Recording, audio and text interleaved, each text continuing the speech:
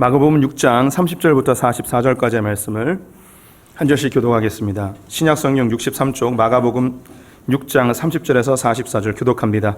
사도들이 예수께 모여 자기들이 행한 것과 가르친 것을 낱낱이 고하니 이르시되 너희는 따로 한적한 곳에 가서 잠깐 쉬어라 하시니 이는 오고 가는 사람이 많아 음식 먹을 겨를도 없음이라. 이에 배를 타고 따로 한적한 곳에 갈새 그들이 가는 것을 보고 많은 사람이 그들인 줄 안지라. 모든 고을로부터 도보로 그곳에 달려와 그들보다 먼저 갔더라. 예수께서 나오사 큰 무리를 보시고 그 목자 없는 양 같음으로 인하여 불쌍히 여기사 이에 여러 가지로 가르치시더라. 때가 저물어 가매 제자들이 예수께 나와 여짜오되 이곳은 빈들이요 날도 저물어 가니 무리를 보내어 두루 촌과 마을로 가서 무엇을 사 먹게 하옵소서. 대답하여 이르시되 너희가 먹을 것을 주라 하시니 여짜오되 우리가 가서 200데나리온의 떡을 사다 먹이리이까. 이르시되 너희에게 떡 몇 개나 있는지 가서 보라 하시니 알아보고 이르되 떡 5개와 물고기 2마리가 있더이다 하거늘 제자들에게 명하사 그 모든 사람으로 매르시어 푸른 잔디 위에 앉게 하시니 때로 100명씩 또는 50명씩 앉은지라. 예수께서 떡 5개와 물고기 2마리를 가지사 하늘을 우러러 축사하시고 떡을 떼어 제자들에게 주어 사람들에게 나누어 주게 하시고 또 물고기 2마리도 모든 사람에게 나누심에 다 배불리 먹고 남은 떡 조각과 물고기를 12바구니에 차게 거두었으며 함께 읽습니다. 떡을 먹은 남자는 5,000명이었더라. 아멘. 아멘. 오늘도 주님의 보좌 앞으로 나오신 성도님들에게 하나님의 은혜와 평강이 함께 하시기를 축원드립니다. 또 온라인으로 참여하신 모든 성도님들 주님의 이름으로 축복합니다. 옆 사람에게 반갑게 인사하겠습니다. 하나님은 당신 편이십니다. 감사합니다. 오늘은 마가복음 6장 예수님께서 물고기 2마리와 보리떡 5개로 5,000명을 먹이신 장면, 오병이어로 불려지는 장면을 함께 살펴보도록 하겠습니다. 예수님이 물고기 2마리와 보리떡 5개로 5,000명을 먹이셨는데 이것은 남자의 숫자였고 어린아이와 부녀자까지 하게 되면 15,000명에서 20,000명쯤 되어지는 어마어마한 무리입니다. 어떻게 이렇게 많은 사람들에게 물고기 2마리와 보리떡 5개로 먹일 수 있으며 또 12바구니가 남을 수 있는가, 이런 기적적인 현상을 믿을 수 없다라고 생각하는 분들도 있을 수 있습니다. 제가 몇 주 전에 이야기했던 것처럼 성경에 나와 있는 이 기적적인 신비로운 사건들은 성경 자체가 그것을 입증해 주기도 하고 또 외부적인 증거 자료들로 그것을 확인할 수도 있다고 말씀드렸습니다. 오늘 이 본문 역시 마가가 이 본문을 기록했을 때가 예수님이 돌아가시고 한 30-40년 지났을 때입니다. 여전히 이 현장에 있었던 사람들이 생존해 있는 상태였고 그 어린아이들과 그것을 전해 들은 사람들은 그것이 사실인지 거짓인지 분명히 알고 있는 현재였습니다. 이때 만약에 이 사건을 조작하거나 왜곡한다면 그 당시에 살아있던 사람들이 이것은 가짜라고 이야기하며 기독교에 대해서 엄청난 공격을 해댔을 것입니다. 또 아니나 다를까 유대교와 또 로마에서는 이 기독교의 발음과 전파를 무척이나 싫어하였고 공격하고 있는 찰나에 이러한 내용을 거짓으로 기록한다, 이것은 자멸하는 이야기일 수밖에 없죠. 그래서 이 성경 자체가 이 5,000명이라는 숫자를 명확하게 기록하고 있는 것은 이 사건의 증인들이 이렇게 많이 있으니 이 사건은 절대 왜곡되거나 위조하거나 가짜로 기록할 수 없다는 것을 성경 스스로가 숫자를 통해서 입증해 주고 있는 것이죠. 그럼에도 불구하고 어떻게 이런 사건이 일어날 수 있는가, 이런 의문을 가지시는 분들이 계실 수 있는데요. 제가 예전에 텔레비전을 보다가 고려대학교 전쟁학과 교수님이 이 오병이어 사건을 설명하시는 것을 들었습니다. 우리 성도님들은 요즘 핸드폰으로 사진을 찍으면 사진이 핸드폰에 있을 뿐만 아니라 전 세계에 있는 모든 사람에게 사진을 전달할 수 있습니다. 우리는 눈으로 볼 때의 그림 한 장이지만 이것이 전자코드로 그 이진법으로 바뀌어지면 이게 숫자로 딱 넘어가면 이게 다시 다른 핸드폰에서는 그림으로 나타납니다. 이게 참 신기하죠. 그래서 수만 장으로 복사를 할 수 있는 거예요. 그래서 예수님께서 이 오병이어를 이 디지털화 시키면 수천 개로 수만 개로 무한 복제할 수 있는 그런 상황이다라고 이야기를 했는데 성도님들 눈빛 보니까 그런 거 얘기 안 해도 우린 다 믿어요라는 눈빛이어서 이제 감사를 드립니다. 굳이 설명했다는 그런 자괴감이 갑자기 들긴 하는데 어쨌든 우리 안에 이런 사건에 대해서 여전히 믿지 못하는 분이 계실 수 있습니다. 이런 부분에 대해서 너무 그 의심적인 눈으로 보지 마시고 이 본문 자체가 또 우리에게 무슨 교훈을 주는지 좀 열린 마음으로 이 본문을 바라봐 주셨으면 감사하겠습니다. 그럼 본격적으로 말씀을 증거해 보도록 하겠는데요. 오늘 본문은 예수님의 제자들이 전도여행을 갔다가 돌아오면서 자신들의 전도여행에 대해서 보고하는 내용으로 시작을 합니다. 6장 초반부에 보게 되면 예수님이 12제자를 2명씩 짝을 지어서 각 촌으로 전도여행을 보내십니다. 이곳에서 하나님 나라 말씀을 전할 뿐만 아니라 병든 자들을 낫게 하고 귀신 들린 자들을 치료하는 일들을 행하게 되었습니다. 그 전까지 이 제자들은 예수님이 하시는 것을 옆에서만 바라봤을 뿐 자신들이 그것의 주인공이 될 거라고는 한 번도 생각해 본 적이 없었죠. 그런데 정말 예수님이 그들에게 안수하여 권능을 주고 전도여행을 보냈더니 똑같은 일들이 벌어지는 거예요. 너무 감격했겠죠. 막 흥분됐을 겁니다. 너무나 이게 신비로운 장면 속에 자신들이 굉장히 대단한 존재인 것처럼 어깨가 들썩들썩하며 막 예수님께로 다가왔을 것 같습니다. 그런데 이 제자들이 예수님이 계신 곳을 찾아 동네로 들어왔는데 사람들이 너무 많이 몰려있는 거예요. 예수님을 찾기도 어렵습니다. 그래서 제자들이 한 곳에 흩어졌다가 모여서 베드로 형님 내가 무슨 일을 하는지 아십니까? 내가 기도했더니 귀신이 나갔습니다. 야 요한아 너도 그랬니? 내가 기도했더니 병든 자가 나왔어. 빌립 너도 그랬니? 하면서 서로 막 흥분하여서 이 이야기를 막 나누면서 예수님을 찾는 거죠. 사람이 너무 많아서 찾기가 어려워요. 근데 저기 예수님이 보입니다. 제자들이 한 무리가 예수님에게 달려가서 예수님 우리가 기도했더니 귀신이 나갔어요. 병든 자가 나왔어요. 그래서 예수님이 이 소식을 다 듣고 고생했다. 너무 힘들었지. 야 우리가 좀 여기는 사람이 많으니까는 좀 한적한 곳에 가서 우리가 좀 먹으면서 좀 쉬자. 여기 사람이 너무 많다. 막 이야기하시는 거죠. 그래서 배를 타고 갈릴리 바다 건너편으로 가려고 하는데 예수님과 그 무리가 배를 타고 지나가는 모습, 건너가는 모습을 사람들이 보고 소리를 집니다. 저기 예수님이 갑니다. 저기 제자들이 갑니다. 그래서 예수님을 쫓아서 많은 사람들이 몰려가기 시작합니다. 배는 한정적이었고 사람들이 달리기 시작합니다. 예수님이 도착하는 그 빈들쯤으로 사람들이 먼저 달려가서 예수님이 도착하기도 전에 그들이 다 모여 있었습니다. 그 무리들이 달려갈 뿐만 아니라 옆 동네에 있는 사람들이 왜 몰려가는가? 예수님 보러 간다 하면서 수많은 사람들이 몰려가는데 남자들만 5,000명이었고 부녀자와 아이들까지 하면 2만 명이 수만 명의 사람들이 그 들판으로 예수님을 보기 위해서 몰려가고 있는 상황입니다. 그래서 이제 궁금해지죠. 왜 이 사람들이 이렇게 예수님을 보려고 달려가고 있는가? 오늘 본문에는 정확한 이유가 나와 있지 않은데 요한복음 6장을 보게 되면 그들이 예수님께서 병든 자들을 낫게 하시는 것을 보고 따랐다라고 되어 있습니다. 예수님이 병든 자들을 낫게 하는 그 이적을 보고 사람들이 흥분하여서 따라간 거죠. 예수님은 보면 수많은 사람들이 몰려들었습니다. 또 어떤 병자를 낫게 할 건가? 또 어떤 기적을 일으킬 건가? 여기에 대한 기대감이 사람들에게 많이 있었습니다. 예수님을 보자마자 또 예수님이 어떤 놀라운 일을 할 것인가 해서 흥분하여서 쫓아가게 된 것이죠. 수많은 무리들이 예수님을 쫓았는데 우리 성도님들은 어떻게 예수님을 찾아 나오셨습니까? 어떻게 처음 예수님을 믿게 되셨는지요? 제가 예전에 한번 설명해 드린 것 같은데 예수님께 나오는 사람들을 크게 세 부류로 나눈다면 첫 번째는 기독교 문화 속에서 자라는 사람들, 자연스럽게 교회에 나온 사람들입니다. 모태신앙들이 그러하고 어린 시절부터 자기가 뭔가 판단하기 전부터 기독교적 문화 속에 자라나면서 예수님을 자연스럽게 알게 되는 것이죠. 어린 시절에 성탄절이나 부활절이나 혹은 여름 성경학교에 참여했다가 예수님을 알게 되는 경우입니다. 또는 미션 스쿨 같은 데 다니면서 예수님을 경험하게 되는 사람이죠. 세 번째 부류는 삶의 위기를 만났을 때에 이 위기의 상황을 해결하기 위해서 예수님께 찾아오는 경우들이 많이 있습니다. 경제적인 어려움, 질병, 혹은 가정의 문제, 삶의 고민, 다양한 위기의 상황들을 예수님이면 해결해 줄 수 있을 것이다 라는 기대감을 가지고 주님께 나온 것이죠. 오늘 예수님을 따랐던 이 수많은 사람들의 그들의 1차적인 목적은 그들의 문제 해결이었습니다. 그 위기를, 그들의 질병을 해결하고 싶어하는 그런 욕구가 그들에게 있었죠. 한국교회가 2000년 기독교 역사 속에서 그 유래를 찾아볼 수 없는 엄청난 부흥을 맛보게 되었습니다. 70년대, 80년대에서는 건물에다 십자가만 달면 사람들이 모여든다 이런 이야기도 하였습니다. 그래서 이 한국교회가 왜 이렇게 급속도로 부흥할 수 있었는가에 대한 그런 연구들이 많이 있었는데요. 공통적으로 나오는 것이 첫 번째가 한국의 가난이었습니다. 가난. 우리 성도님들 성장하실 때 거의 대부분 가난하였는데 이 가난의 문제, 쉬운 말로 부자 되고 싶어서 교회 나온 경우가 많이 있습니다. 교회 나오면 부자 된다더라, 주님이 복 주신다더라 하는 마음으로, 복 받고 싶은 마음으로 교회에 찾아오는 사람들이 많이 있었죠. 이건 경제적인 어려움이에요. 경제적 위기죠. 이것 때문에 주님께 찾아오는 사람도 있고, 실제로 하나님께서 이 한국 땅 가운데 우리 한국 교회에게 엄청난 큰 복을 주신 것이 실제입니다. 또한 산업화가 이루어지면서 많은 시골에 있던 사람들이 도시로 몰려들게 되었습니다. 도시화 되어진 것이죠. 도시로 몰려들었던 사람들이 새로운 관계를 맺어야 되는데 이 관계가 쉽게 맺어지지를 않습니다.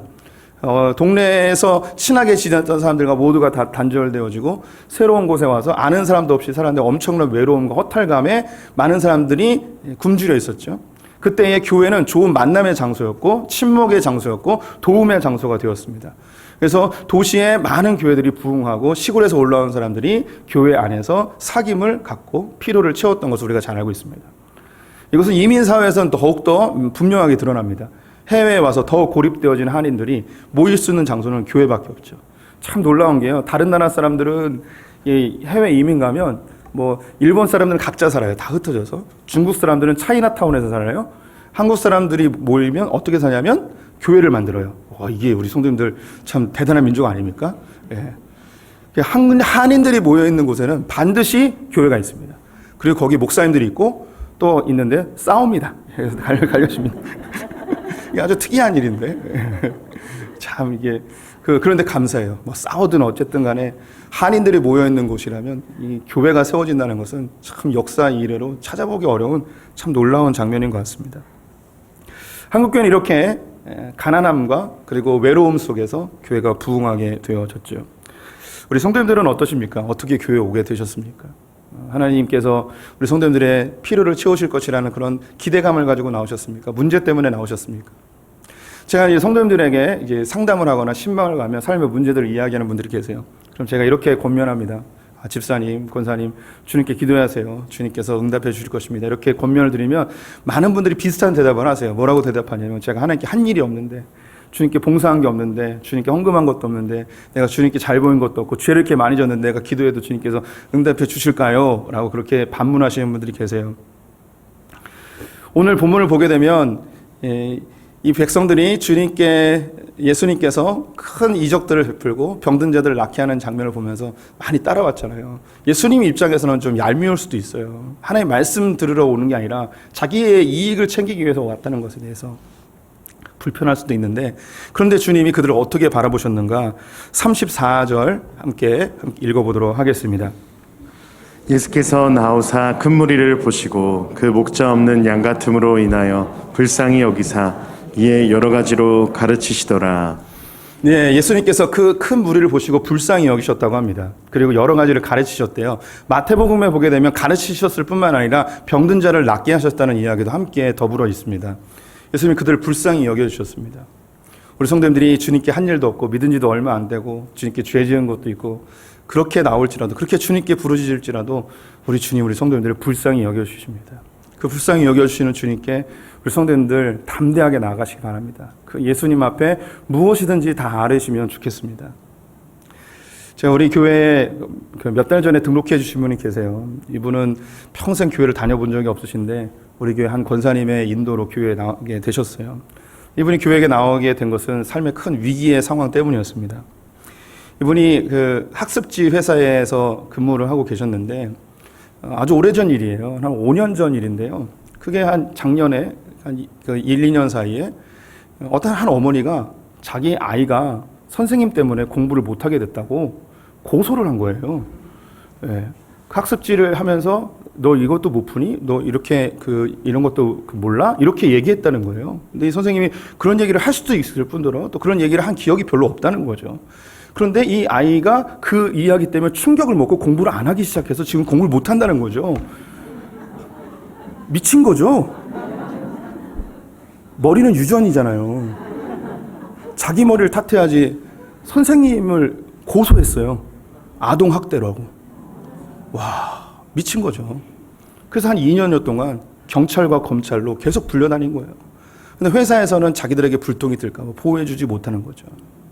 엄청난 이 스트레스로 완전히 초죽음이 되어 있는 상태에서 어머니와 살고 계셨는데 어머니가 아프셨어요. 근데 이렇게 검찰로 경찰로 오고 가면서 여기에 신경 쓰느냐고 어머니를 간병을 잘 못했는데 그 사이에 돌아가신 거예요. 이 소송건 때문에 어머니를 잘 돌보지 못한 것에 대한 그 죄책감, 어머니를 잘 돌보지 못해서 돌아가시게 했다는 그 큰 아픔이 이분을 너무 짓누른 거죠. 그래서 이분이 교회에 우리 권사님의 인도를 받아서 교회에 오셨어요. 뭐라고 위로를 해줄 수 있겠습니까? 같이 기도하자고, 하나님 도와주실 거라고. 이분이 교회를 다니면 얼마나 다녔으며 하나님을 알면 얼마나 알고 예수님께 기도할 줄 알면 얼마나 기도할 줄 알겠습니까? 근데 교회에 예배 드릴 때마다 우셨어요. 주님께 도와달라고 신음과 같은 이야기들을 했겠죠. 2주 전에 검찰에서 마지막 소환을 했어요. 그래서 목사님 기도해달라고 같이 기도해드리겠다고 했죠. 지난주에 드디어 결과가 나왔습니다. 증거 불충분으로 무혐의 파기되었습니다. 그래서 얼마나 감사한지. 그래서 2년여 동안 좀 피를 말리는, 그래서 제가 기도하라고 그랬어요. 주님 저주해 주십시오. 그 못된 여자 저주해 주십시오. 그분은 삶의 위기의 순간에 주님께로 나와서 하나님의 큰 위로를 받았습니다. 우리 성도님들 중에서도 질병 때문에 찾아오신 분들, 경제적 어려움 때문에 찾아오신 분들 많이 있을 거예요. 잘 몰라도 돼요. 주님을 처음 보거나 혹은 예전에 큰 죄를 졌거나 관계없어요. 주님은 이 모든 사람들에 대해서 어떻게 살았는지 주님은 그것에 대해서 관심이 없으세요. 주님이 바라보는 것은 불쌍히 여기셨어요. 나에게까지 찾아올 때까지 얼마나 힘들었니? 내가 너를 불쌍히 여긴다. 긍휼히 여겨주시는 그 주님을 신뢰하셨으면 좋겠습니다. 그래서 뭐든지 다 이야기하셨으면 좋겠습니다. 예레미야서 말씀 같이 읽어보도록 하겠습니다. 이를 행하시는 여호와, 그것을 만들며 성취하시는 여호와, 그 이름을 여호와라 하는 이가 이와 같이 이르시도다. 너는 내게 부르짖으라. 내가 내게 응답하겠고 내가 알지고 못하는 크고 은밀한 일을 내게 보이리라. 주님은 부르짖으라고 이야기합니다. 부르짖으면 크고 은밀한 일을 우리에게 행해 주시겠다고 약속하셨습니다. 주님이 때로는 더디 응답하실 때도 있고 거절하실 때도 있습니다. 하지만 그 부분도 감수하십시오. 주님 우리를 사랑하셔서 때로는 응답하지 않는 것이 우리에게 가장 더 좋은 것일 수도 있습니다. 하지만 우리는 마음껏 주님 아버지께 간구하시는 성도들 되셨으면 좋겠습니다. 오늘 본문에 수만 명이 주님을 따랐죠. 그런데 사실 생각해 보시면 그들과는 병든 자가 얼마였을 것이며 귀신 들린 자가 몇 명이었겠습니까? 그의 가족들까지 하게 된다면 그 수만 명이 다 귀신 들리거나 병자들은 아니었을 것입니다. 대부분의 사람들, 우리는 성도님들처럼 그냥 일반적인 중산층의 사람들일 것이고 일상의 평범한 삶을 살다가 예수님이라는 분에 대한 소식을 듣고 그 예수님께 한번 가봐야겠다라고 생각하는 사람들이 있었을 거예요. 그래서 오늘 본문에는 그 병든 자들을 낫게 하시는 장면을 언급하지 아니하고 다른 부분에 초점을 맞추고 있습니다. 오늘 이 본문에는 이 오병이어 사건이 마태, 마가, 누가, 요한 사복음서에 다 공히 기록이 되어 있는데 마가복음에만 특별히 기록되어 있는 한 구절이 있어요. 이 구절을 보시면 진짜 왜 예수님께서 불쌍히 여기시는지의 이유가 나옵니다. 34절 말씀을 다시 읽어보도록 하겠습니다. 예수께서 나오사 큰 무리를 보시고 그 목자 없는 양 같음으로 인하여 불쌍히 여기사 이에 여러 가지로 가르치시더라. 예수님을 따랐던 사람들 중에 병자들도 있었을 것이고 귀신 들린 자도 있었을 것입니다. 그의 가족들도 있었겠죠. 각자 언급되지 않은 문제들이 있었을 거예요. 그런데 모두는 아니었어요. 그런데 그 사람들이 예수님을 따랐는데 예수님이 그들을 봤을 때 그들을 불쌍히 여긴 이유가 뭐였냐면 목자 없는 양과 같았기 때문이라고 이야기하고 있습니다. 이 목자라는 것은 지도자가 없는 것이죠. 이 목자 없는 양은 사실 구약에 있는 말을 예수님이 그대로 가져오신 거예요. 어디에 나오는가? 민수기 27장에 나오게 되는데요. 민수기 27장에는요. 모세가 가나안 땅을 바로 눈앞에 보이는 모압 평지에서 그의 생애가 마감되는 것을 알고 하나님께 기도하는 장면이 나옵니다. 그때 무엇이라고 기도하냐면 하나님, 나는 이제 곧 죽습니다. 근데 이 이스라엘 백성들은 목자 없는 양과 같습니다. 이들에게 새로운 지도자를 허락해 주셔서 가나안 땅에 들어가게 해 주십시오. 라는 것이었어요. 모세가 죽게 되어지고 그 다음에 새로운 지도자를 달라고 이야기할 때 이 백성들을 묘사하는 말이 목자 없는 양과 같다라는 그 말을 씁니다. 하나님께서는 이 모세의 기도를 들으시고 새로운 지도자 여호수아를 허락해 주시죠. 그렇다면 오늘 이 본문에 목자 없는 양과 같다. 그래서 주님께서 불쌍히 여기셨다라는 이 이야기는 우리 성도님들이 모세와 여호수아의 관점을 보신다면 이것은 새로운 지도자를 추구하는 백성들의 모습이에요. 그것을 어떻게 알 수 있냐면 오늘 본문 읽었던 바로 전에 무슨 사건이 있냐면 세례 요한이 목이 잘려 죽는 사건이 있습니다. 그리고 오병이어를 사건 이후에 요한복음을 보게 되면 예수님 우리의 임금으로 모시자라고 사람들이 열광하는 모습을 보이게 됩니다. 이들은 지금 목자를 찾고 있었습니다. 왜 목자를 찾고 있었는가? 그들은 400여 년 동안 나라를 잃고 바벨론과 페르시아, 헬라, 로마의 식민지에 살면서 언제나 메시아가 와서 이 나라를 회복시키어 로마의 손으로부터 우리를 자유케 하여서 다윗의 왕조를 회복할 것인가? 끊임없이 메시아를 갈망하고 있었습니다. 그 전에 메시아라고 지목되어지고 그렇게 인정받았던 사람들이 많이 있었지만 그들은 다 메시아가 아니었습니다. 근데 그들의 시대에 이전에 경험하지 못했던 새로운 지도자, 새로운 영적 지도자가 등장하였는데 그 사람이 누구였냐면 바로 세례 요한이었습니다. 세례 요한은 우리 성도님들이 생각하는 것보다 훨씬 더 인기가 좋았습니다. 그래서 어떤 사람들이 세례 요한에게 직접 찾아와서 당신이 우리가 기다리던 그 메시아입니까? 라고 직접 물을 정도로 사람들은 광분하였죠. 세례 요한은 이런 영적인 지도자, 메시아로 인정받을 만큼 그렇게 인기 있었던 사람이었습니다. 또한 더불어서 그는 정치적 지도자로서도 인기를 얻고 있었습니다. 당시 로마의 식민지였던 이 이스라엘은 로마가 직접 통치하기에는 매우 골칫덩어리여서 그들에게 왕을 세워줬죠. 그가 헤롯 대왕이었습니다. 헤롯 대왕이 죽은 이후에 나라를 세 쪽으로 나누어서 그의 아들들에게 나누어줬는데 그 중에 헤롯 안티파스라는 사람이 그의 동생 헤롯 빌립의 아내를 아내로 삼습니다. 빼앗아서 아내로 삼아요. 그가 헤로디아라는 여인인데요. 이것이 유대인들에게는 엄청난 수치였고 모욕이었고 분노케 하는 일이었습니다. 에돔 출신이었던 헤롯 가문들이 이 나라를 통치하는 것도 열받아 죽겠는데 하나님의 율법에서 어긋나는 자기 남동생의 아내를 취하는 것, 이거는 성경에서 철저하게 금하고 있는 것이거든요. 그 율법을 어기는 일을 이 땅에서 하고 있는 거예요. 여기에 대한 너무 분노가 있었지만 그 권력 앞에 아무도 소리내지 못하고 있는데 이 가려운 부분을 누가 긁어줬냐면 세례 요한이 긁어주는 거예요. 회개하십시오. 어떻게 동생의 아내를 아내로 삼습니까? 이런 소리를 막 하고 다녔어요. 근데 이 헤롯 안티파스 역시 이 세례 요한의 하는 이야기가 너무 듣기 싫었지만 죽일 수도 없었어요. 왜냐하면 그의 인기가 너무 좋아가지고 그를 죽였다가는 어떤 반란이 일어날지 모르기 때문에 두려워하고 있었습니다. 그런데 이 헤롯 안티파스의 생일날 이 헤로디아의 딸이 왕 앞에서 춤을 추기 시작합니다. 굉장히 아름다운 춤을 춘 것 같아요. 이렇게 춘 것 같아요. 그래서 감동을 한 거예요. 감동을 해가지고 네가 원하는 거라면 내가 뭐든지 해주겠다라고 했는데 그의 어머니 헤로디아가 딸에게 수작을 부려가지고 세례 요한의 모가지를 달라고 그렇게 하라고. 근데 그걸 얘기했더니 헤롯이 당황합니다. 해줘야 되나 말아야 되나. 근데 왕이 말한 것은 꼭 지켜야 되는 그런 규율이 있었기 때문에 이 세례 요한의 목을 잘라서 쟁반에 가지고 오게 되어지죠. 이 소식이 전해진 거예요. 나라가 혼란에 빠지게 됩니다. 왜냐? 지금까지 메시아라고 생각했던. 이 당시에 예수님은 아직 그렇게 유명하지 않았어요. 갈릴리의 몇 동네에서 그의 기적을 본 사람들만이 이제 조금씩 알아가고 있었고, 이 예수보다 세례 요한의 인기와 그의 그 지지율은 훨씬 더 높은 상황이었습니다. 이 세례 요한이 죽으니까 이 백성들에게는 허탈함이 갑자기 몰려옵니다. 이제 우리 누굴 의지해야 되는 것인가? 지금 예수님이 있는 그 마을에 사람들이 엄청나게 몰려 있었다고 말씀드렸죠. 아마도 그들이 몰려 있었던 이유는 세례 요한의 죽음에 대한 소식을 듣고 광분하고 허탈감에 휩싸인 사람들이 다 거리로 쏟아져 나온 것이 아닌가라는 생각을 해보게 됩니다. 이들이 이제 누구를 찾게 되는가? 세례 요한을 대신할 수 있는 새로운 목자를 찾아야 되는 거죠. 누가 우리의 목자가 될 것인가? 누가 우리의 메시아가 될 것인가? 그들의 허탈한 마음을 대신 채워줄 그 새로운 지도자를 찾기 위해서 마치 바람이 나는 겨처럼 물 위에 떠다니는 부평초처럼 이러지도 저러지도 못하는 방향성을 잃어버린 백성을 보면서 예수님은 목자 없는 양과 같다는 생각을 하게 된 거죠. 그래서 그들에게 목자가 되어 주시기 위하여 이 땅에 오신 것이죠.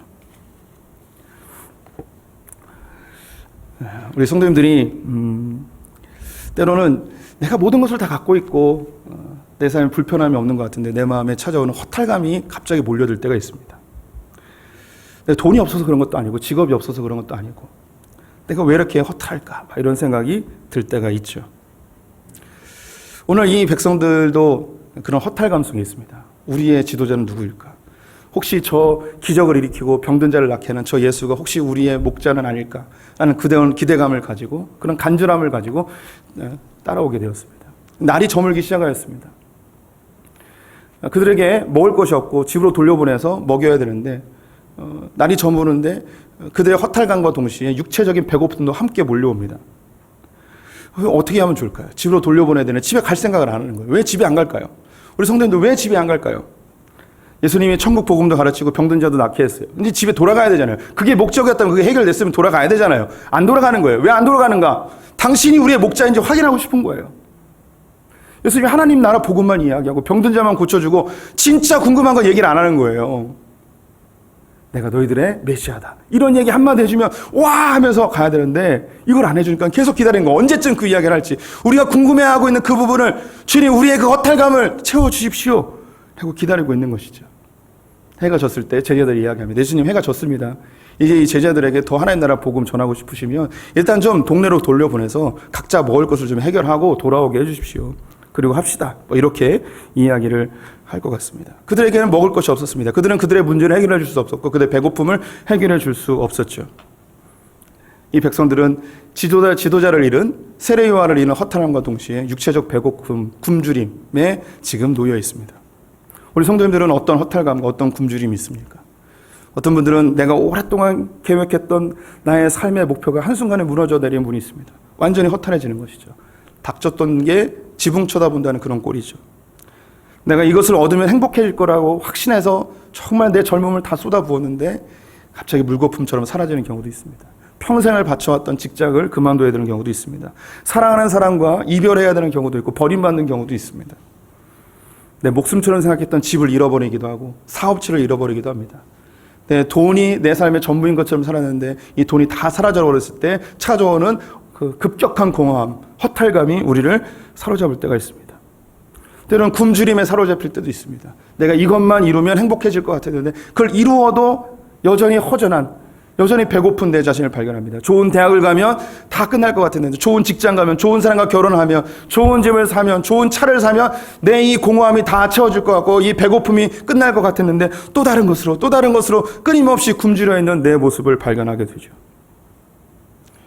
이런 공허함과 굶주림으로 저를 찾아오는 분들이 계세요. 이것을 우울증이라고 표현하기도 하고 삶의 의미를 잃어버렸다고 표현도 합니다. 이런 분들에게 제가 해드릴 수 있는 게 사실 별로 없어요. 어떤 분들은 사랑하는 사람을 잃어버려서 그 마음에 큰 마치 빈 공간이 생긴 것처럼 저에게 찾아와서 상담을 하는 분들이 있습니다. 어떻게 그 마음을 채워줄 수 있겠습니까? 죽은 사람을 살려낼 수도 없는 것이죠. 잃어버린 것을 다시 되찾게 할 수도 없습니다. 잘리는 회사를 제가 다시 복직시켜 줄 수 있는 것도 아닙니다. 목사가 되면요, 참 자기의 한계에 부딪힐 때 너무나 괴로울 때가 많아요. 제가 뭐 인맥이 좋으면 막 직장도 알려주고 싶고, 제가 영적인 능력이 있어서 병든 분들 암이나 이거 기도하면 다 낫고 이랬으면 좋겠는데 해줄 수 있는 게 없어요. 근데 우리 성도님들도 그러한 자신의 무능력에 한계를 느끼는 분들이 많이 계십니다. 자녀들이 겪는 고통을 내가 대신해 줬으면 좋겠는데 할 수도 없어요. 자녀들의 문제를 해결해 주시고 배우자의 문제를 해결해 주고 싶기도 하고 내가 가장 사랑하는 가족들이나 가까운 친구들의 문제를 해결해 주고 싶은데 내가 할 수 있는 게 아무것도 없을 때 우리는 또 다른 공허함에 또 다른 허탈감에 사로잡히기도 합니다. 제자들이 할 수 있는 게 없었어요. 그들은 굶주렸고 그들은 세례 요한을 잃어서 그들은 허탈하였습니다. 해줄 게 없었습니다. 그래서 제자들이 선택한 것은 이들을 각자 집으로 돌려보내서 자신의 문제는 자기들이 좀 해결하고 다시 돌아오게 해 주십시오 라고 하는 거죠. 예수님 이들을 향하여서 놀라운 이야기를 하십니다. 너희가 먹을 것을 주라. 너희가 먹을 것을 주래요. 아니 이들은 먹을 게 없는데 어떻게 먹을 것을 주겠습니까? 여기는 엄청난 메시지가 담겨 있습니다. 저희는 먹을 게 없습니다. 이들을 다 먹이려면 200데나리온이 필요한데 그런 돈도 없습니다. 이야기하죠. 그러자 예수님이 너희들에게 있는 것이 무엇인지 한번 조사해봐라. 그래서 안드레가 가져온 것이 어린아이의 도시락인 물고기 2마리와 보리떡 5개였습니다.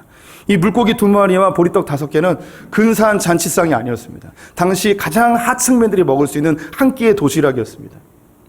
이거밖에 없습니다. 그럼 이거면 됐다. 예수님이 하늘을 우러러 축사하시고 떡을 떼어서 나누어 줬더니 5,000명이 먹고도 남고 12바구니에 차도록 많은 것들이 다시 재생산되었습니다. 여기서 이 떡을 떼다라는 이 단어는 떡을 파괴하다라는 단어예요. 영어로 하면 break예요. 떡을 파괴하여서 나눠 주었더니 그들에게 놀라운 배부름이 만들어지게 되었죠. 이 제자들이 갖고 있었던 것은 물고기 2마리와 보리떡 5개가 아니었습니다. 이 떡이 파괴되어져서 굶주림과 허탄감을 채울 수 있는 그 떡은 바로 누구였냐면 예수 그리스도였습니다. 제자들이 줄 수 있는 건 없었습니다. 그들에게 돈도 없었습니다. 능력도 없었습니다. 하지만 제자들이 갖고 있는 게 있었습니다. 너희들이 갖고 있는 것을 줘라. 사람들이 보기에 너무 초라해 보이고 아무런 능력도 없어 보이고 무가치해 보이는 그것을 파괴하여서 줘라. 그 떡이 누구였냐면 바로 예수 그리스도.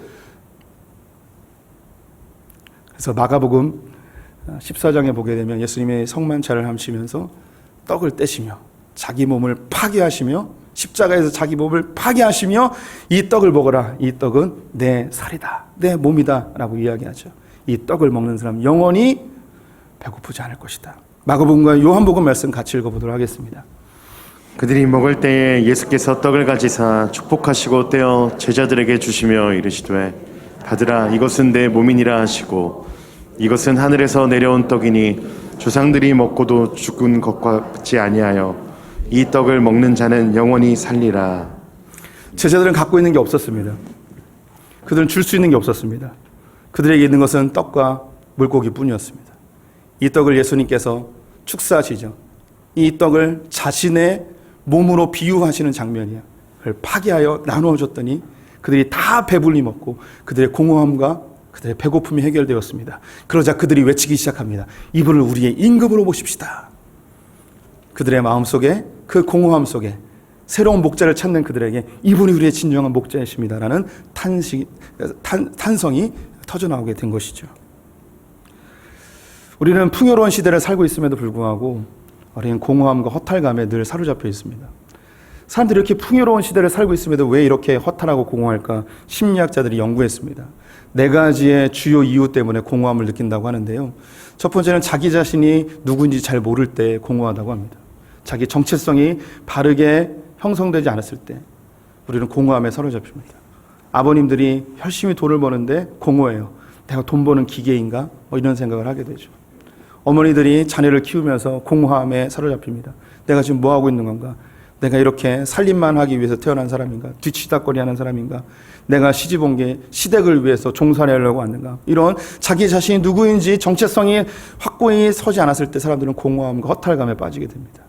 두 번째로 의미 있는 관계를 맺지 못할 때 공허함에 사로잡힙니다. 내 마음을 함께 나눌 수 있는 사람이 없을 때, 완전히 고립됐다고 생각했을 때 내 인생 헛살았구나라는 생각이 들게 되죠. 세 번째로 과거의 일을 해서 벗어나지 못할 때입니다. 예전에 상처와 아픔 혹은 옛날에 나의 그 과거에 있었던 사건 때문에 여전히 매여 있는 분들이 있습니다. 그러면 무엇인가 전진하려 하면 마치 내 발목을 잡는 것처럼 다시 꼬꾸라지고 다시 뒤로 가는 것을 경험하면서 내 인생은 다 이렇게 끝났나 보다라고 생각할 때가 있죠. 네 번째로 꿈이 없을 때입니다. 내가 왜 살아야 되는지, 무엇을 위해 살아야 되는지, 어디로 가야 되는지 방향성을 잃어버릴 때 사람은 공허함을 겪게 되죠. 혹시 이런 공허함의 고통을 느끼고 있는 분들이 계십니까? 이런 분들이 우리에게 찾아왔을 때 우리는 무엇이라고 대답할 수 있겠습니까? 저는 잘 모르겠습니다. 저는 대답할 수 없습니다. 저는 대안이 없습니다. 저는 답을 줄 수가 없네요. 라고 이렇게 이야기하는 분들이 있을 수 있습니다. 그런데 주님은 이미 우리에게 이야기합니다. 너희가 먹을 것을 주라. 우리 성도님들은 이미 먹을 것을 가지고 계십니다. 그 먹을 것은 바로 예수 그리스도이십니다. 예수 그리스도를 알게 되어지면 내가 누구인지 알게 됩니다. 나는 죄인이었지만 예수 그리스도의 보혈의 은혜로 나는 주님의 의로운 자녀가 되었습니다. 나는 왕같은 제사장이며 거룩한 나라이며 주의 소유된 백성입니다. 주님은 나를 창세전부터 계획하고 계셨고 어머니 뱃속에 조성될 때부터 나를 주목하고 계셨으며 나를 신묘막측하게 태어나게 하셨고 나를 이전부터 지금까지 인도하고 구하시며 영원토록 나와 함께 하시는 분이라는 것을 알게 됩니다. 또는 이 세상에 그 누구도 나의 마음을 알아주지 못할 때, 심지어 나와 함께 이불을 덮고 있는 배우자도 내 마음을 알지 못할 때 예수 그리스도 그분은 내 마음을 알아주는 참된 친구가 되어주십니다. 그분께 무엇이든 고백해도 되고 무엇이든 이야기해도 됩니다. 그리고 그 아빠 아버지께로 인도하는 그 예수 그리스도를 통해서 그 주님의 넓은 품 안에서 참된 위로와 안식을 얻게 됩니다. 우리가 어떤 과거의 상처와 아픔과 사건이 있을지라도 주님은 선포하십니다. 그런즉 누구든지 그리스도 안에 있으면 새로운 피조물이라. 이전 것은 지나갔으니 보라 새 것이 되었도다. 우리의 모든 과거에 대해서 주님 눈 감아주시고 우리는 새로운 피조물로 주님과 함께 새롭게 시작할 수 있는 용기를 주시는 분이십니다. 우리 삶에 의미 없는, 목적 없는, 향방 없는 자처럼, 목자 없는 자처럼 그렇게 살고 있을 때 주님 우리에게 찾아오셔서 우리에게 길을 제시해 주시죠. 내가 곧 길이요 진리요 생명이다. 이제 먹든지 마시든지 무엇을 하든지 주의 나라와 영광을 위해 사는 새로운 목표가 생기게 됩니다. 내가 설거지를 할지라도 이것은 하나님의 영광을 위해 하게 되는 겁니다. 내가 장사를 하던, 사람의 머리를 깎던, 심지어 길거리에서 휴지를 줍던, 식당에서 설거지를 하던 아무 관계없이 무슨 일이든 관계없이 사람들은 나의 직업에 대해서 나를 평가하고 나를 계급으로 매기지만 주님 앞에서 내가 무슨 일을 할지라도 이것을 의미 있는 일이고 목적 있는 일이고 주의 영광을 위해 일이라는 것으로 우리는 새롭게 가치관이 형성되어집니다. 그래서 우리의 이 자그마한 행동들이 하나님 나라에 꼭 필요한 것임을 깨닫게 되어지죠. 예수는 우리의 허탈함을 채워주시는 분이십니다. 예수는 우리의 배고픔을 채워주시는 분이십니다. 우리의 공허함을 채울 수 있는 유일한 분이시죠. 말씀을 마무리해 보도록 하겠습니다. 우리 성도님들 중에 예수를 잘 모르지만 무작정 주님 믿으면 좋다더라 라는 이야기 듣고 오신 분들 계십니까? 잘 오셨습니다. 무엇이든지 주님께 아뢰십시오. 주님께서 우리를 불쌍히 여겨 주십니다. 또 우리 성도님들의 마음속에 공허함과 허탈감으로 아무리 먹어도 굶주림 속에 살아가시는 분이 계십니까? 우리 성도님들의 그 허탈한 마음을 채울 수 있는 분, 이 세상 그 어떤 물질로도 채울 수 없습니다. 어떤 관계로도 채울 수 없습니다. 오직 예수 그리스도만 우리 성도님들의 허탈함을 채울 수 있는 분이십니다. 이걸 이미 경험하신 분들이 있다면, 내 주변에 그렇게 허탈해하고 굶주려하고 고통받는 분들이 있다면 말씀하십시오. 예수님 우리 성도님들에게 이야기합니다. 네가 먹을 것을 주라. 우리에겐 영원히 배부르게 하는 예수 그리스도라는 양식이 있는 사람들입니다. 우리의 공허함을 채울 수 있는 분은 오직 예수 그리스도뿐입니다. 우리를 배불리게 할 수 있는 분은 오직 예수 그리스도뿐이십니다. 우리의 허탈감을 채울 수 있는 분은 오직 예수 그리스도뿐입니다. 우리의 질병과 아픔과 상처를 치유할 수 있는 분은 오직 예수 그리스도 그 한 분밖에 없습니다. 우리 함께 찬양하겠습니다.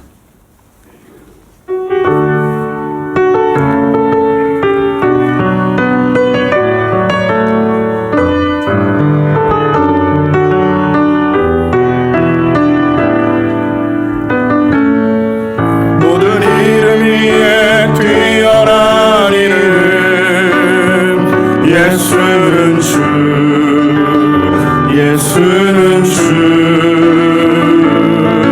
모든 무릎 꿇고 경배를 드리세 예수는 만유의 주님 모든 이름에 뛰어난 이름 모든 이름 위에 뛰어난 이름 예수는 주 예수는 주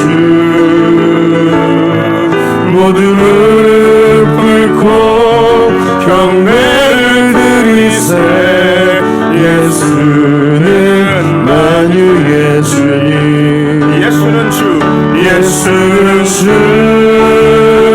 예수는 주 온천한 만물을 얼어 그 보좌 영광을 돌리세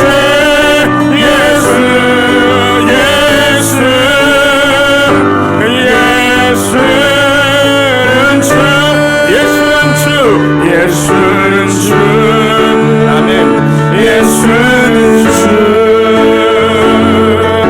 온천한 하늘을 얼어 그 보좌 영광을 돌리세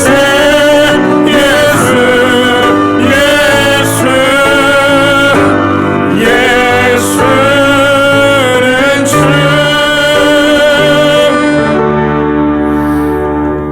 하나님 우리의 공허함과 허탈함과 배고픔은 예수 그리스도만이 채울 수 있음을 고백합니다. 하나님 주님을 잘 알지 못하지만 주님이 내 삶의 문제를 해결해 줄 수 있는 줄 믿고 나왔습니다. 우리 성도님들의 그 신음소리에도 응답하여 주시옵소서. 하나님 공허함과 굶주림으로 나온 아버지의 백성들이 있습니다. 다 괜찮다고 이야기하는데 채워지지 않는 나의 이 빈 마음을 무엇으로 채울지 헤매고 있는 목자 없는 양 같은 주의 백성들이 여기 있사오니 주님 찾아가셔서 그 예수의 이름으로 그 풍성한 삶을 누리게 하여 주시옵소서. 하나님 또 내 주변에 공허함과 굶주림과 삶의 위기로 고통당하는 자들이 있다면 우리는 줄 수 있는 것이 없고 해답이 없지만 우리가 가지고 있는 예수 그리스도 알려줄 수 있는 소풍의 성도들 되게 하여 주시옵소서. 지금 우리 주 예수 그리스도의 은혜와 하나님 아버지의 원하신 사랑과 성령의 교통하심이 예수 그리스도 안에서 참된 배부름과 목마름을 해결하길 원하는 소풍의 모든 성도들 가운데 우리 자녀들과 저 북에 있는 형제자매들 열방의 성교사님들 위해 지금부터 영원토록 함께 있을지어다. 아멘.